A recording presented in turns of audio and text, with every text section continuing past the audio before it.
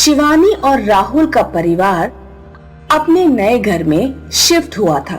ये सड़क से थोड़ी दूर जरूर है, लेकिन है बहुत सुंदर। सभी लोग घर के अंदर जाते हैं। मुझे तो ये घर कतई अच्छा नहीं लग रहा। हमारा पुराना घर अच्छा था, कहाँ से ये सड़ेला घर ले लिया? मेरे सारे दोस्त भी वहीं छूट गए। माँ, मैं बेसमेंट में होकर आता हूँ। अमन बेसमेंट के अंदर जाता है। एक लड़की जिसके चेहरे पर जगह जगह चोट के निशान हैं, हाथों में एक हॉकी लिए अमन की तरफ अमन को मारने के लिए दौड़ी चली आ रही है। अमन चिल्ला पड़ता है और सीढ़ियों से ऊपर की ओर दौड़ता है। पापा बचाओ, पापा पापा बचाओ। अमन के मम्मी पापा दौड़ते हुए आते हैं। क्या हुआ बेटा? नीचे बेसमेंट में कोई है। तीनों लोग बेसमेंट में जाते हैं। बेटा, यहाँ तो कोई नहीं है। तुम जरूर चूहे या बिल्ली को देखकर डर गए होगे। चलो चलकर डिनर करते हैं। चारों लोग टेबल पर डिनर कर रहे थे। ऊपर एक झूमर टंगा हुआ था। अचानक से झूमर नीचे गिर जाता है। ये सब क्या हो रहा है? अरे डरने की जरूरत नहीं। अच्छा हुआ किसी के चोट नहीं लगी। झूमर का बोल ढीला होगा। चलो, हम लोग बहुत थक चुके हैं, अब सोने चलते हैं। अगले दिन जब वे लोग सोकर उठते हैं तो शिवानी चिल्ला रही थी, माँ, माँ, माँ, टॉमी कहाँ गया? कहीं नहीं मिल रहा। यहीं कहीं होगा बेटा, घर के बाहर जाकर देखो। शिवानी घर के बाहर जाती है। टॉमी को किसी ने पेड़ से लटकाकर मार दिया था। क्या हुआ बेटा? माँ, हमारे टॉमी को किसी ने मार दिया। माँ, ये सब हमारे साथ क्या हो रहा है? चिंता मत करो बेटा, सब ठीक हो जाएगा। तुम कॉलेज जाने की तैयारी करो। शाम को जब शिवानी कॉलेज से लौट कर आती है तो देखती है कि घर में कोई नहीं है। मम्मी पापा सब कहाँ चले गए? तभी शिवानी का एक पैर रस्सी के एक फंदे में फंस जाता है। कोई शिवानी को रस्सी से बेसमेंट में खींच लेता है। शिवानी बुरी तरह चिल्लाती है। शिवानी सीढ़ियों से घसीटती हुई नीचे बेसमेंट में जाती है। उसे कोई रस्सी से खींच रहा था। जब शिवानी की आंखें खुलती हैं, तो वो खुद को हॉस्पिटल में पाती है। मम्मी, पापा। रो मत बेटा, बताओ तुम्हें क्या हुआ था? हमने तुम्हें नीचे बेसमेंट में बेहोश पाया था। माँ, माँ, उसने मुझे रस्सी से बेसमेंट में खींच लिया था। वो एक लड़की है। बेसमेंट में जरूर कोई रहता है, चाहे वो इंसान हो या कोई साया। शिवानी के मम्मी पापा बेसमेंट के अंदर जाते हैं। कोई ऊपर से शिवानी की मम्मी के गले में रस्सी डाल देता है और खींचने लगता है। बचाओ, बचाओ! शिवानी के पापा तुरंत शिवानी की माँ के गले से रस्सी निकालकर फेंकते हैं। क्या यहाँ कोई है? तो बाहर आओ, हम तुम्हें कोई नुकसान नहीं पहुँचाएंगे। कहीं से एक आवाज आती है। कोई लड़की रोते हुए कहती है, तुम मुझे मार दोगे? नहीं, हम तुम्हें नहीं मारेंगे। तभी एक लड़की की आत्मा उनके सामने आती है। ये मेरा घर है, निकल जाओ यहाँ से। हम तुम्हारे दुश्मन नहीं हैं, हमने ये घर खरीदा है। तुम कौन हो? मेरा नाम आयशा है। 5 साल पहले मेरी माँ की मृत्यु हो गई। मेरे पापा ने दूसरी शादी कर ली। मेरी सौतेली माँ मुझसे बहुत नफरत करती थी। जब पिताजी घर पर नहीं होते तो वो मुझे खूब मारा करती।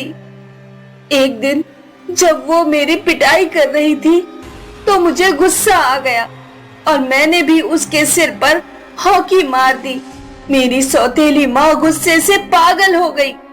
उसने मेरा गला घोंटकर मुझे मार दिया और मेरी लाश को बेसमेंट में छुपा दिया। उसने मेरे पिताजी से कह दिया कि आयशा किसी लड़के के साथ भाग गई। फिर कुछ दिनों बाद उन दोनों ने ये घर बेच दिया। तुम्हारे साथ बहुत बुरा हुआ आयशा। शिवानी के माँ पापा पुलिस स्टेशन जाकर शिवानी की सौतेली माँ के खिलाफ रिपोर्ट दर्ज कराते हैं। पुलिस बेसमेंट में जाती है और एक बक्सा खोलकर देखती है जिसमें आयशा का कंकाल मिलता है क्योंकि बॉडी गल चुकी थी। कोर्ट आयशा की सौतेली माँ को उम्र कैद की सजा सुनाती है। शिवानी के पापा आयशा की शांति के लिए अपने घर शांति हवन करवाते हैं।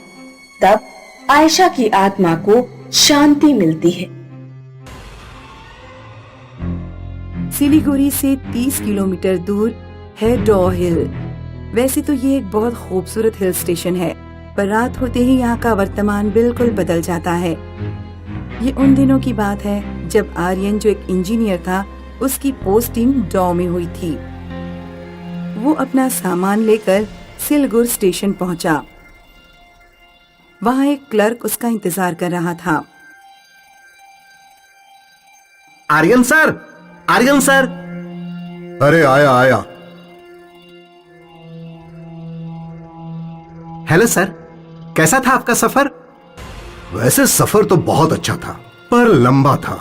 सर बहुत देर हो गई आपकी ट्रेन आने में। 4 घंटे लेट है ट्रेन। हाँ, अब है तो क्या कर सकते हैं। छगन, जो वहाँ का लोकल था, वो ढलते हुए सूरज को देखकर परेशान था और आर्यन बेचारा उसकी परेशानी समझ नहीं पा रहा था। क्या हुआ, कोई प्रॉब्लम? नहीं सर, चलिए चलते हैं। डॉ हिल जैसे जैसे नजदीक आ रहा था, छगन की धड़कनें और तेज हो रही थीं। क्या हुआ, तुम्हें ब्लड प्रेशर वगैरह है क्या? नहीं सर, कुछ नहीं, मैं बिल्कुल ठीक हूँ। कुछ दूर गाड़ी चलने के बाद उसकी गाड़ी के आगे एक पहाड़ी लड़की आ गई। अरे छगन, गाड़ी रोको, मारोगे क्या? पर छगन ना रुका। उन दोनों को ऐसा लगा उन दोनों ने उस लड़की को उड़ा दिया। छगन डर गया और वो गाड़ी चलाता रहा, पर फिर आर्यन ने जबरदस्ती की और गाड़ी रोक दी। आर्यन गाड़ी से उतरा और पीछे दौड़ा। सर मत जाओ, सर प्लीज मत जाओ। आर्यन ने उसकी नहीं सुनी और वो पीछे दौड़ के गया। वहाँ आर्यन ने देखा तो वो पहाड़ी लड़की बिल्कुल ठीक ठाक खड़ी थी। तुम्हें कुछ हुआ तो नहीं? नहीं, मैं ठीक हूँ। ऐसे रात के अंधेरे में सड़क के बीच में मत चला करो, खामखा तुम्हें कुछ हो जाता। चलो मैं चलता हूँ। अरे रुको, मेरी बात तो सुनो, अपना नाम तो बताओ। आर्यन नाम है मेरा, बाय। आर्यन कमला को बाय करके कार में बैठ गया। अभी उस लड़की का एक्सीडेंट हो जाता। हाँ, तुम गाड़ी रोक नहीं सकते थे क्या? सर वो लड़की नहीं, चुड़ैल है। भूतों का एक्सीडेंट थोड़ी होती है। अरे क्या कुछ भी बकवास कर रहे हो? हाँ, मैंने खुद देखा, वो लड़की है, लड़की। सर आपने उसका एक्सीडेंट होते हुए भी देखा ना? हाँ, तो उस लड़की को एक खरोच तक क्यों नहीं आई? शायद वो समय पर बगल में हट गई होगी।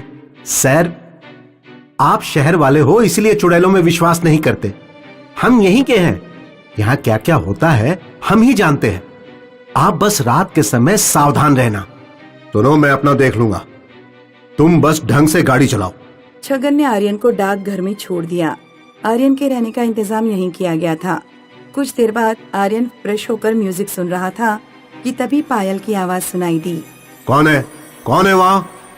आर्यन ने उठकर यहाँ वहाँ देखा तो उसे कोई नहीं दिखा। वो फिर से म्यूजिक सुनने लगा। उसे कई बार पायल की आवाज सुनाई दी।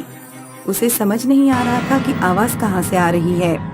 थका हारा होने के कारण उसे नींद आ गई और वो सो गया। अगली सुबह वो उठकर काम पे चला गया। जब वो वापस डाक बंगले पहुंचा तो उसे खिड़की से वही लड़की दिखाई दी। आर्यन उससे मिलने बाहर गया। तुम्हें कैसे पता कि मैं यहाँ ठहरा हूँ? मुझे सब पता है, मेरा मतलब है हमारे यहाँ बस ये एक डाक बंगला ही तो है ठहरने के लिए। स्मार्ट, बहुत समझदार हो तुम। आर्यन और कमला हंसते हुए बातें करने लगे। ये सिलसिला कई दिनों तक चलता रहा। रोज सूरज ढलने के बाद कमला डाक बंगले आती और आर्यन के साथ समय बिताया करती थी।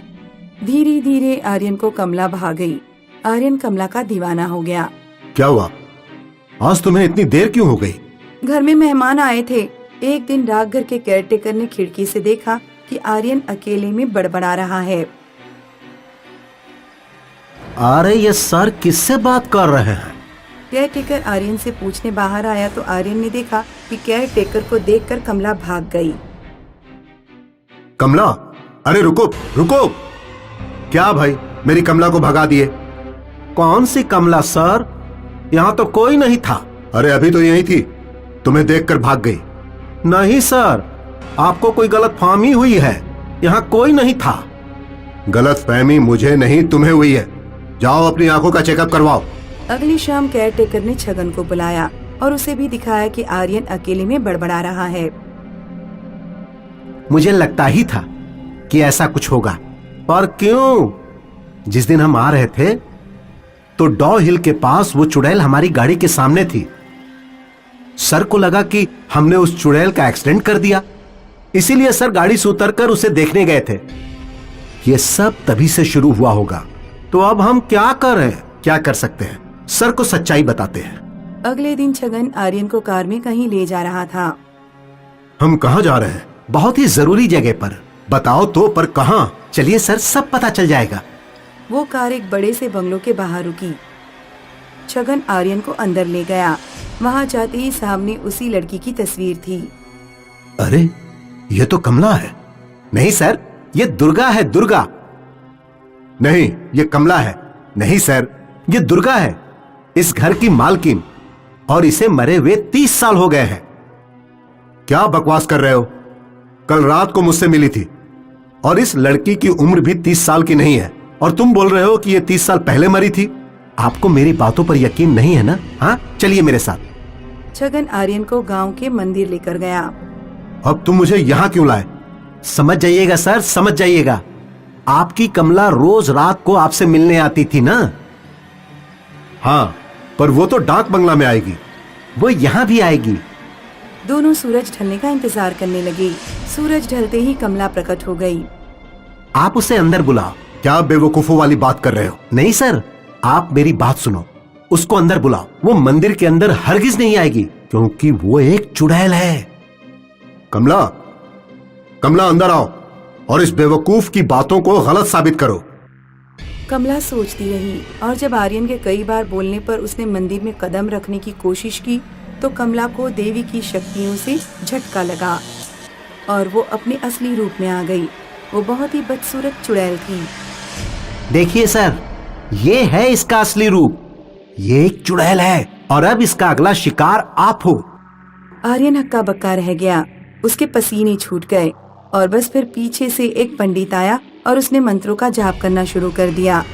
पंडित ने मंत्रों से चुड़ैल को अपने वश में कर लिया। अच्छा हुआ तुम समय रहते इसे यहाँ ले आए। आज तुम्हारी वजह से इस लड़के की जान बच गई छगन।